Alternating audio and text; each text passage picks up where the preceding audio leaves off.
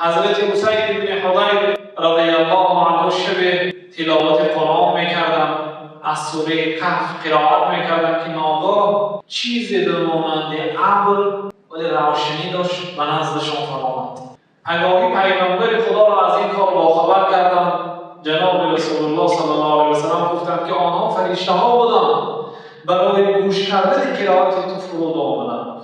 ببینید فرشته ها را خدا تعریف میکنند که آنها گناه نمیکنند، فرشته ها گناه نمیکنند، همیشه در طاعت و بندگی هستند. حتی یکی از فرشته ها از آن روزی که خدا آفرید سجده کردگی هست. با برابری آفریده شدن الله اکبر بگو و سجده رفتگی هست. روز قیامت سرش را از سجده میبرد، میگوید که سبحانك ما عبدناک حق عبادتی، پروردگارا تو از همه عیب و نقصانها پاک هستی.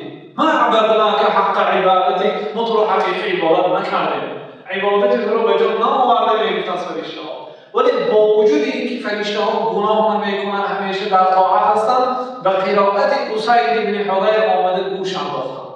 چون بنده های صالح انسانیت بهتر از فرشتگان هستند، زیرا فرشتگان نفسی اماره به سو ندارند، آنها نفسی وسوسه کننده به کار بد ندارند، آنها اشتهی طعام و شراب و زناشویی ندارند، آنها محض برای عبادت آفریده شده هستند. برای آنها عبادت آسان است، وظیفه دار هستند، یگان جای مشقت ندارد. ولی برای انسانها که از یک طرف شیطان، از دیگر طرف نفسی امر کننده به کار گناه، از دیگر طرف محیط اطراف رو به گناه دعوت میکند، با وجود همین خودداری از گناه کرده به طاعت کوشش و غیره کردن، مرتبه این بلند است. بنابراین وقتی که حضرت آدم پروردگار آفرید، فرشته های امر کرد که به حضرت آدم سجده کنند. مرتبه انسانیت بلند است از فرشته ها وقتی که از خدا میترسند.